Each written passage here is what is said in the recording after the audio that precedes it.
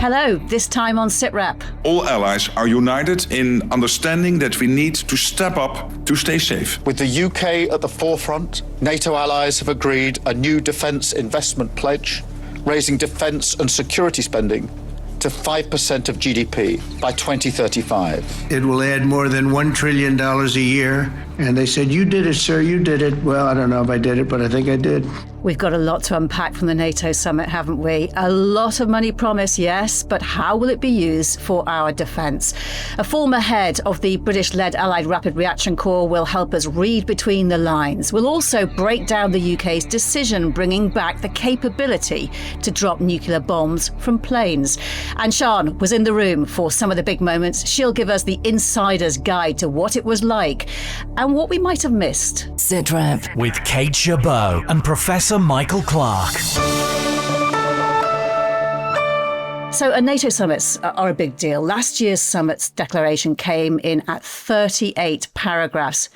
This time, it was just 5 paragraphs long. And the one new thing, allies promised to increase their defence spending to at least 3.5% of national income within a decade from the current 2%, plus up to 1.5% on related security expenditure, which could include things like roads and communication networks. Mike, can such a short list of results still be a big deal?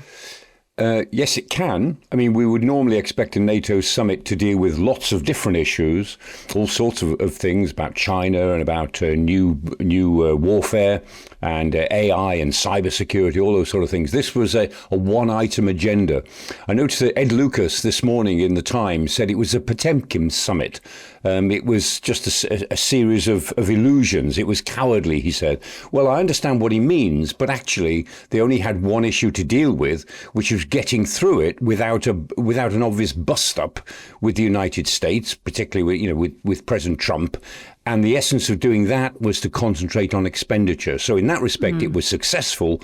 But my goodness, there's an awful lot of issues still to be addressed. Yes, and those promised increases in defence spending are certainly significant. But it's not money that keeps us safe. It's what it's spent on and the capability that it delivers which matters.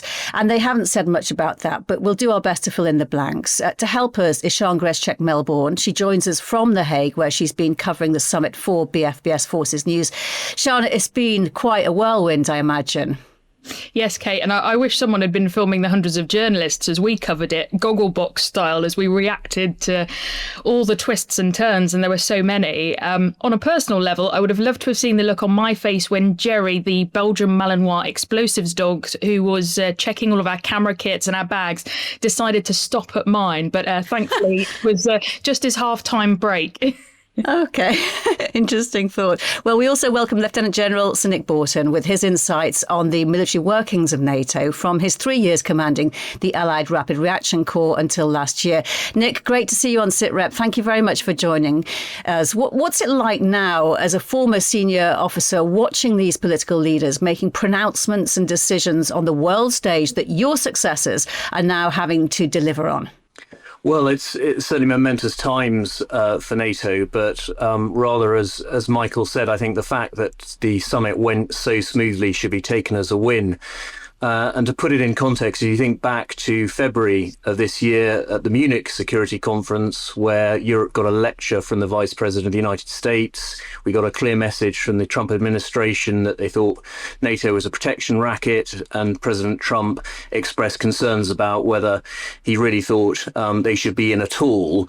We went into this summit extremely nervous, and I think the result of it can be taken as an absolute win. There is only one issue, really, which is funding, freeing up correct amount of money to spend the capability we need to achieve the deterrence that NATO is there to achieve. So I think Mark Rutte's played actually a very clever hand, and we've gone from being nervous about whether a couple of weeks ago whether Trump would even bother to turn up for the summit, and if he did, whether he would blow it up like a previous one, cause trouble and undermine the alliance. And what we've got is an agreement from almost all allies for 5%, and we've got President Trump saying that he subscribes to Article 5. If he didn't believe in it, he wouldn't be there. And that is, I think, a tremendous win from where we were at the beginning of the year. So I think NATO should be well pleased with itself. OK, so let's try and break down what the money will mean at the sharp end of defence. Mike, when Secretary-General Mark Rutte says it will fuel a quantum leap for a stronger, fairer and more lethal NATO, is that oversell or will it really transform alliance capability? Well, it shouldn't be an oversell because the alliance knows what it's got to do, and there'll be a new set of MCRs, minimum capability requirements. As a result of this, they're coming through now, and this lays down, as General Nick will know, exactly what all of the allies are supposed to be able to do, and they've got to be realistic. So the first thing that these extra spending pledges will need to go into is filling in the holes and actually making these force promises a reality, so that there really is proper force there. But as well as doing that, this expenditure increase over the next decade has really got to transform NATO forces. The British are on that road. I think we're probably planning to go further down that road more quickly than just about anybody else in European NATO. And so in that respect, we're acting as the experiment, really. But what we are trying to do is what all NATO forces are going to have to do over a decade. So they've got to spend this money really carefully and wisely. They've got to fill in the holes, and then they've got to transform themselves. And that will still mean some very difficult choices, some very difficult trade-offs. This is not going to be a gravy train for traditional militaries to keep on spending the way they were. Nick, I saw you nodding away there. Do you want to add to that? Yes, Michael's absolutely right. Percentages of GDP do not win battles and wars. You've got to take that money and decide what the future war you're going to fight looks like. Best guess as you possibly can, noting, as somebody famously once said, you almost certainly get it wrong. The trick's not to get it too wrong. And then actually get on with unlocking some of the bureaucratic hurdles and international defence trade hurdles to spending that money. There is a really live conversation going on in military circles, not least in NATO, about what the future nature of war looks like, largely informed by Ukraine, but also accepting that any future war that, God forbid, we may have to fight in NATO won't look exactly like that. So, as Michael says, clever decisions have got to be made, but decisions have to be made, and you have to plump for the best decision you can.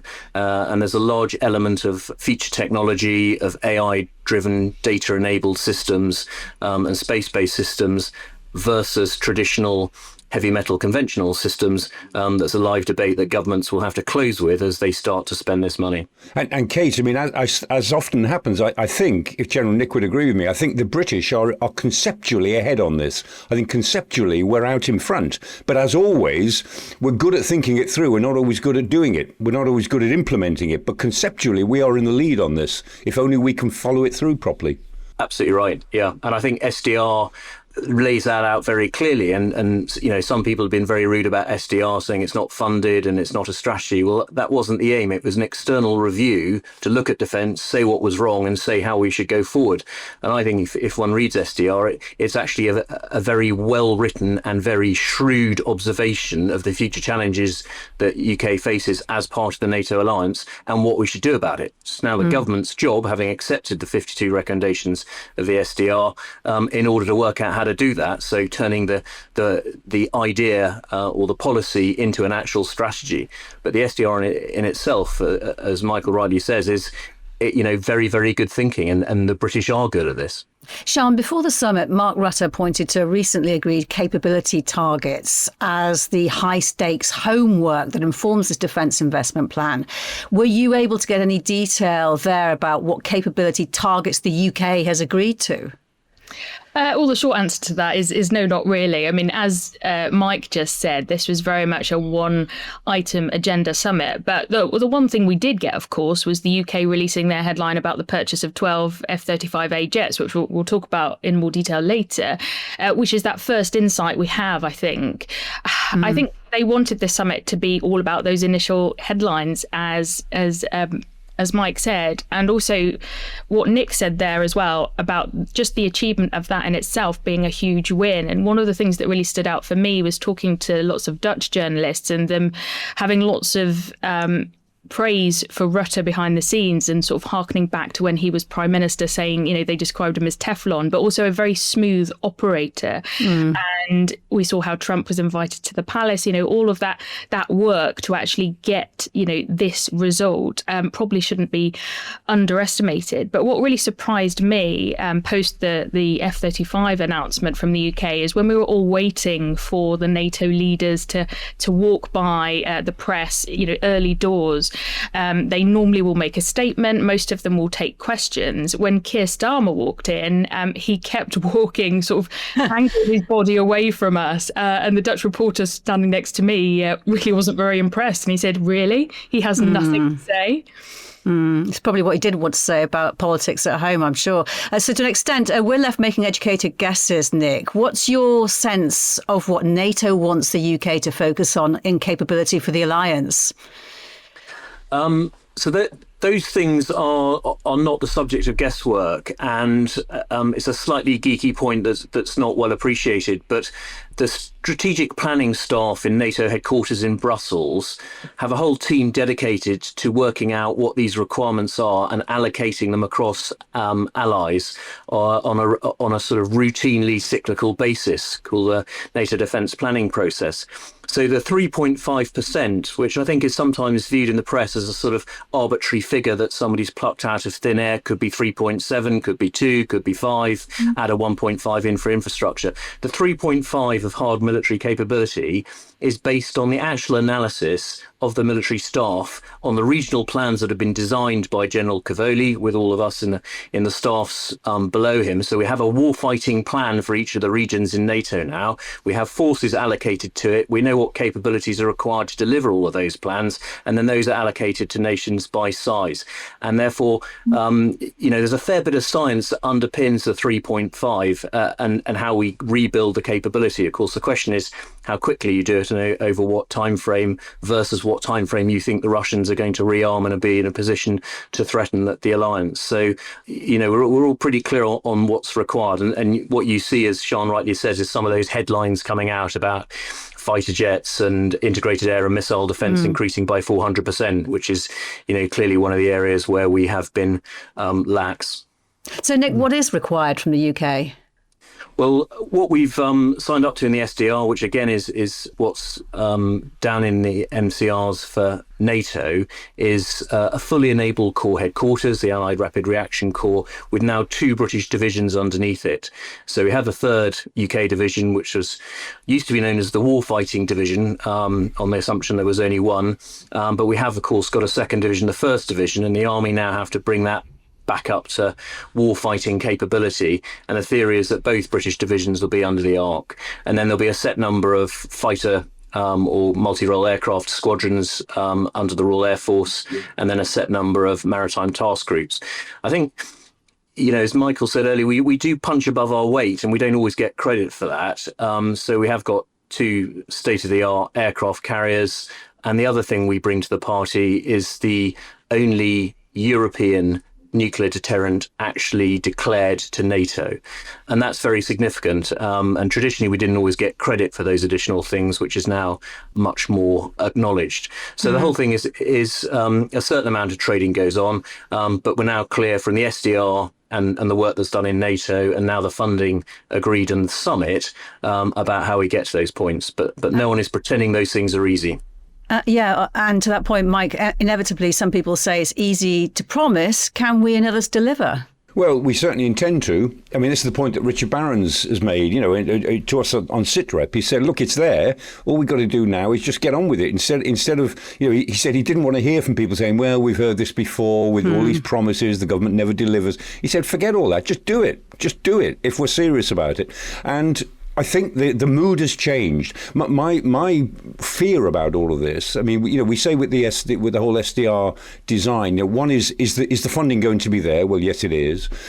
Is the implementation possible? Can we do it? Can we actually get on and do it? I think, yes, we can. The third issue is the one that we haven't really talked about. Has the public signed up to this?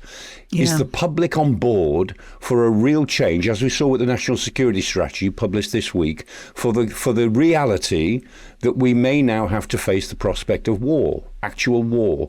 So is the public on board for this? Because that's where the trade-offs will really hurt. That's where we will have to make some sacrifices with a sense that we know why we're sacrificing whatever it is we sacrifice in favour of our national defence. And that's the one that worries me most, because we haven't engaged. And to be fair, or to be honest, I don't think Downing Street is facing that at the moment. All of the mood music from Downing Street is not to talk about this too much. We've got them out there. We've talked about it to the policy community. We've made our statements to the press, but they don't seem to want to get out and argue for it. And I hope that changes in the months to come over the summer. We shall see. Let's dig a little further now into one specific capability announcement that the UK made at the summit. The decision to buy 12 A variants of the F-35 fighter jet, which, as we discussed just a couple of weeks ago, would be capable of carrying nuclear bombs. Rather than explaining the thinking, let's hear the Defence Secretary doing it in his own words. This is a recognition, as our Strategic Defence Review said when we published it 3 weeks ago, that we're facing increasing threats, we're facing rising nuclear risks, and it recommended that we looked at buying this new type of jet. It recommended also that the UK considered playing a part in the established Nato nuclear mission. So that's what 3 weeks on we're announcing that we will do. We'll buy these jets. They'll allow us to train, do regular fast jet training. They'll do all the sort of combat missions for regular conventional 5th generation fast jets. But they'll also be capable in extreme circumstances of being able to participate in the nuclear mission for NATO. And by doing that, we're reinforcing the deterrence that NATO can provide. This is not the UK taking on and having a new UK nuclear weapon. It's playing a part in an established programme that carries US weapons in extreme circumstances. And it complements the continuing independent, sovereign NATO deterrent that we run from some of our submarines, and that has been our ultimate guarantor of security and the ultimate deterrent for us and for NATO allies for decades now. So, Nick, how big a deal do you think this is? I think it's certainly significant, and it's indicative of how serious the government is taking the threat, and particularly the role of nuclear weapons in the whole scale of deterrence. It's not obviously the only thing we want to rely on, because it's somewhat all or nothing. And we ought to come back to how you fill the middle bit as well without dodging the issue. But nonetheless, it is significant. But of course, again, it sounds like UK's joining the nuclear sharing agreement for the first time and entering the nuclear regime. And that agreement is a slightly technical thing involving aircraft-delivered weapons that we haven't been involved in for a little while. We shouldn't forget, as John Healy just touched on there, that for over 60 years we've delivered a continuous at-sea deterrent, which is a nuclear deterrent sovereign and declared to NATO, unlike the French one. So other than the US, the Brits are the only people who declare an independent nuclear deterrent to NATO all the time. So at the end of the day, it's about the effect at the other end, not how you deliver it. So there'll be a lot of excitement over those jets, extremely capable aircraft. And it's good news we're getting 12 A variants who don't just have to be used for the nuclear role. They're very capable in their own right. But it is, set against the context of our ongoing commitment to nuclear deterrence as part of the range of deterrence that NATO provides. So, Mike, why Britain when plenty of other European NATO allies already have planes that can drop nuclear bombs? That's a very good point, Kate, because this decision is not without its critics, even within the military, who say, look, this is a political act, that we don't really need to do this. I mean, we used to, we used to have the Tornadoes deliver the WE-177 bomb, and we stopped that. We gave that up in 1998 with the Strategic Defence Review at the end of the Cold War. And the allies that are presently in this business of air-delivered weapons still are, Germany, Italy, Belgium, Netherlands, of course, the United States, France does it independently as well. So there's half a dozen allies who do it. Greece and Turkey used to, but they gave that up in the early 2000s, although they're pretty cagey about when it actually came to an end. And what some say is, look, we're going in for a pretty expensive capability here, expensive aircraft, although, as Nick said, they're dual capable, so they don't have to only be used in this role. possible. But nevertheless, we're going in for an expensive capability, and we don't really need to do it. We're doing it for political reasons to show that we're part of every aspect of NATO. And I can see that argument, but this is not without its critics who say that that money should go on some of the other more urgent needs on transformational forces. We don't really need to do this because our continuous at-sea deterrent is our contribution to nuclear deterrence in NATO, and there's plenty of tactical nuclear deterrence already existing in those other states that I mentioned. And Sian, these F-35As will fly from RAF Marham, where we already have F-35B jets. How do the planes actually compare? Will the RAF be happy to have the A variant for conventional use? Well, the Chief of the Air Staff was very quick to put out a statement yesterday calling it a profound step for UK defence. He described it as demonstrating an unshakable commitment to NATO. Now, comparing what we have at the moment, the F-35B has a short takeoff vertical landing capability, very impressive if you're watching that live. But it's not cleared, of course, to carry nuclear weapons. Neither is the conventional carrier landing C model used by the US Navy. And the F-35A is the only variant of the Lightning that is currently cleared for NATO nuclear munitions, as we know. And just coming back to General Sir Richard Barrons, one of the authors of the Strategic Defence Review, he said he thought that it would be a good idea to get them because of its dual capability. It can do the conventional role and it can also carry the American free-fall nuclear munition.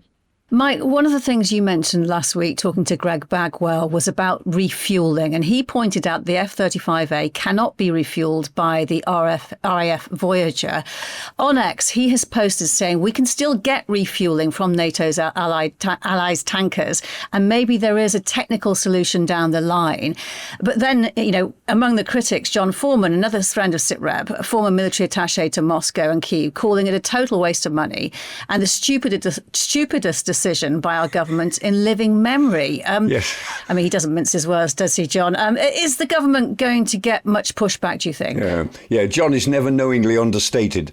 No, I mean, there will be some pushback on this, but I don't think the money is an issue. I mean, the point is the next tranche of F-35s we get will be the A variant instead of the B variant. So it's within the envelope of spending on the F-35, the 138 that we are mythically supposed to get eventually, but none of us believe we'll ever get 138. But as we get each tranche, if the next tranche are A variants, then that will be, and we're going to switch to a mixed force of A's and B's, then that makes perfect sense. I don't think finance is so much of an issue. But the tanker issue is an interesting little conundrum. And it's all to do with booms and hoses, as we discussed last week. So, yes. The United States is designed to refuel with booms, and we designed to refuel with nice flexi hoses. And as Richard Barrons said, there's got to be a technical solution to that. But in the meantime, yes, I mean, if you want to be critical of the whole decision, you'd say, well, here we are. I mean, British nuclear tactical aircraft with tactical nuclear weapons on board will need to be refueled by NATO tankers, not even our own sovereign capabilities. I'm sure that by the time these things are in full operation, end of the decade, we'll have worked out the difference between booms and hoses. Indeed, I hope so. Nick, the other point here is it's a slightly odd look when NATO's biggest member has just bombed Iran to prevent it from acquiring nuclear weapons. Well, I think that therein lies the theory of the non-proliferation treaty and, the theory ever since, the 50s when these weapons first came on the scene in a meaningful number, that they were utterly devastating. They were the means by which we prevented war between the two superpowers as was. But they were controlled very tightly within large national systems with disciplined militaries who had de-escalation measures, who had communications, who had a rules of the game that could be trusted on, and intense diplomatic framework around it to prevent there being a disaster. And they were very effective. But at the same time, it was recognized that just allowing a weapon technology to be proliferated and in its worst case to terrorist or non-state actors was a bad thing. And I guess, if you own the game, you make the rules, and therefore the Americans and the Russians agreed that proliferation shouldn't be expanded, and so I think they're two different things. And we would say, we have these weapons in order to ensure peace in Europe, and they've worked for upwards of 75 years. I think we would also recognise that Iran is on record, this isn't, some radical outside view by Bolton. Iran is on record as one of the largest state sponsors of terrorism around the world, responsible for the death of certainly dozens of British service people as well as many other people. So the idea of them having a nuclear weapon strikes me as rather a bad idea. So I think on this rare occasion, I was rather with the Americans on this one. And since we mentioned Iran and the US bombing, we should probably talk now about the star of the show. He dropped the F-bomb on his way to the summit and spent quite a bit of airtime rejecting reports that his actual bombing had done significantly less damage to Iran's nuclear program than he claimed. Sian, you were in the room for Donald Trump's news conference, you lucky person. That must have been quite the experience.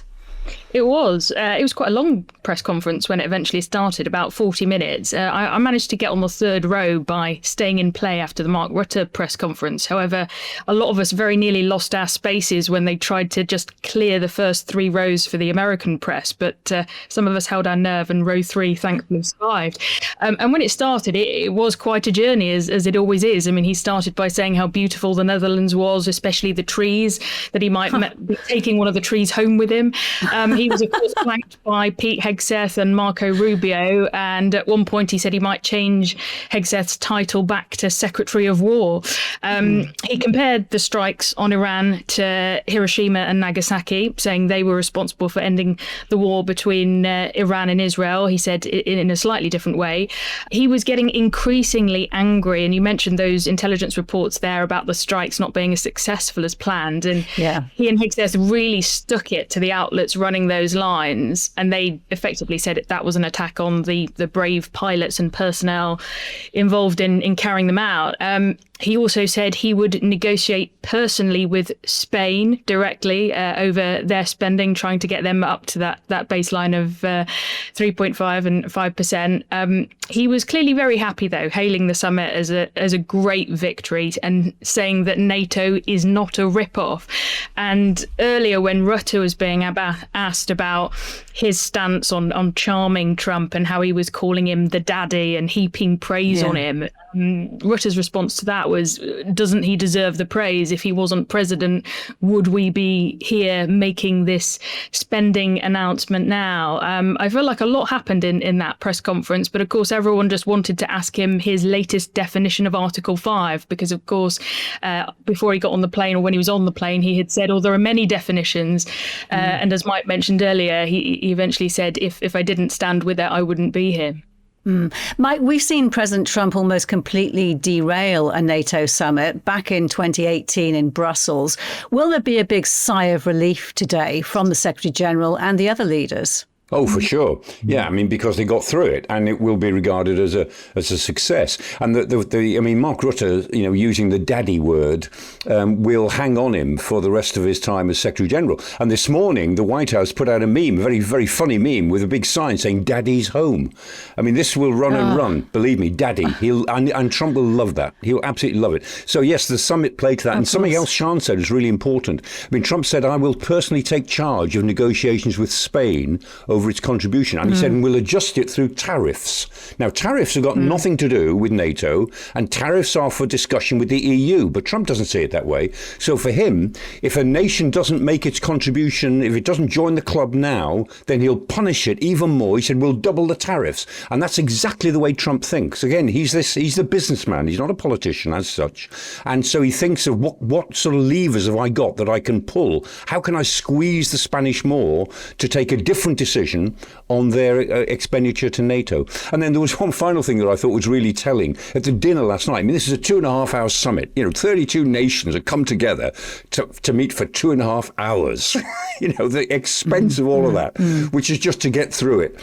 And at the dinner, Trump was sat next to the King of the Netherlands on one side and Giorgia Meloni on the other. That's a subtle decision because he likes her. She actually is quite close to him politically, and she's got a sort of flirty glint in her eye when she talks to him, and he really responds to that.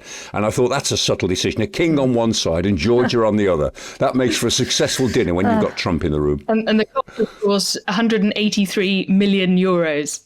Golly. Nick, now you're out of your uniform. You can be as candid or remain quite as discreet as you want. It's up to you. I just want to wonder how people doing the jobs at the sharp end feel when they see the behaviour of not just Donald Trump, but other political leaders at really important events like this. Well, I think the great thing about people in uniform is they just get on with a job and do the job they get paid to do. I think we're all getting used to the circus of political life. I think with regard to the Trump administration particularly, I go back to what I said earlier, which is, I think Rutte, he'll get a lot of criticism for it, but he's played Trump brilliantly, and we are where we are in a much better position as a result. So well done him. And as Michael says, you have to play Trump in a particular way. So royalty and particular prime ministers who he may favour, great, flatter him, and we got what we wanted. We're in a much better position. I think there is also an element of, and I take comfort from this. I was in Shape in Mons last week talking to commanders and officials, and it's important to differentiate between the Trump White House and the cold-hearted application of military power and diplomacy and policy by serious, educated, intelligent, committed, pro-NATO, pro-European American officials. NATO is still being run absolutely firmly by General Cavoli and a number of superbly talented US officers, along with all of the other European allies alongside them, including not least ourselves. So it's important to differentiate between the two. And as one American official said to me a few months ago, don't join the dots when you hear these announcements from the Trump White House, when you hear the F-bomb, when you hear one view about we're not bombing, it's their problem, oh, we're bombing, or whatever it might be. She said, you're all joining the dots like you do with your own politicians, making up as they go along. So don't join the dots, just see what the outcomes of the policy are and hold your nerve. Really important to remember that. And Sian, Ukraine's President Zelensky was also there. He didn't seem to get much of a look in, though, at least a view from here. Well, I mean, he did meet with President Trump. Wouldn't you have loved to have been a fly on the wall for that meeting? In his press conference, President Trump said, he couldn't have been nicer. Of course, a huge contrast to that very public falling out at the White House.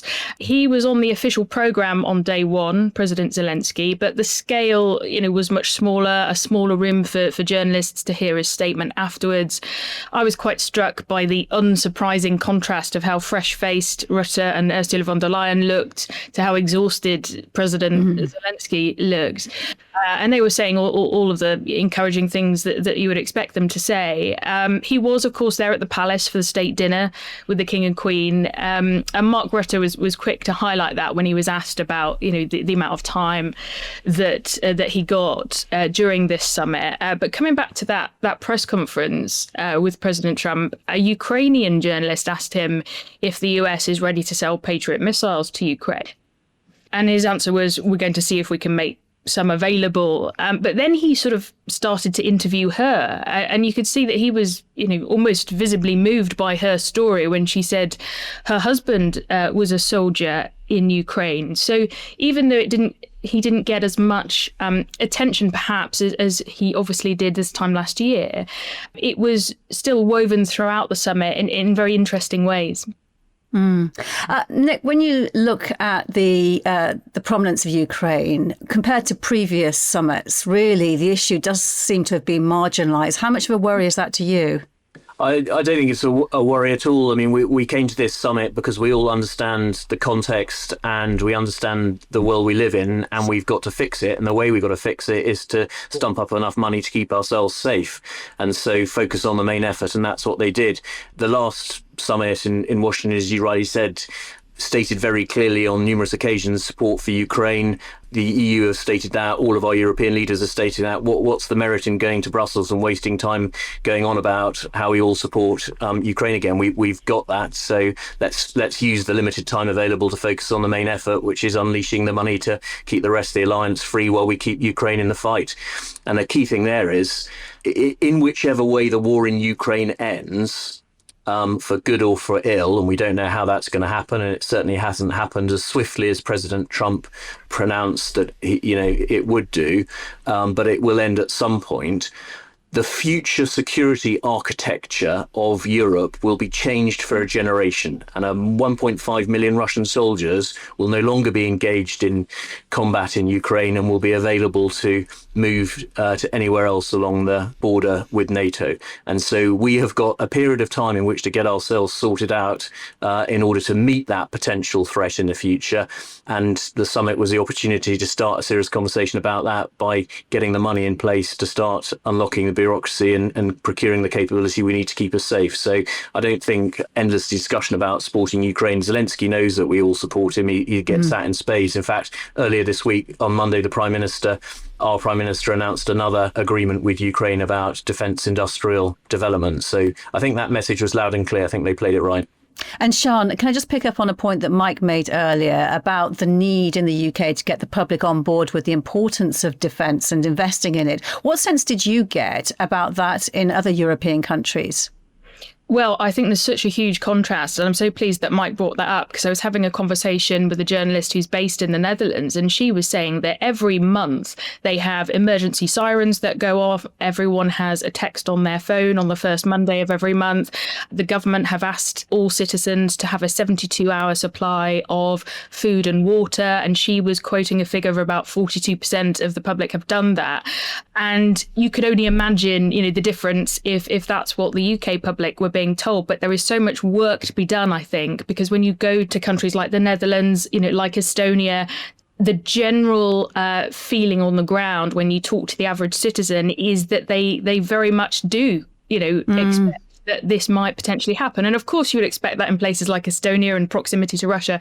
But it's very evident that, even in the Netherlands, they're like, OK, this actually might happen. And we really don't get the sense, do we, in the UK, that the penny has dropped. Yes. Interesting. Nick, you were nodding there. Do you think we should be a bit more on it in the UK in terms of making people aware about the possibility of war? Yeah, and I think that's what the national security strategy linked to the defence review says very clearly. And I spend a fair bit of time in my NATO role in the Nordics and in the Baltics, and they're much closer to any future Russian threat, and they're very alive to it. And most of those countries have lived under Russian or Soviet occupation to some degree in their history, so that they take the whole thing much more seriously. There is a national conversation about defence that they're all committed to and involved in a way that perhaps we were during the 50s and 60s, but are no longer.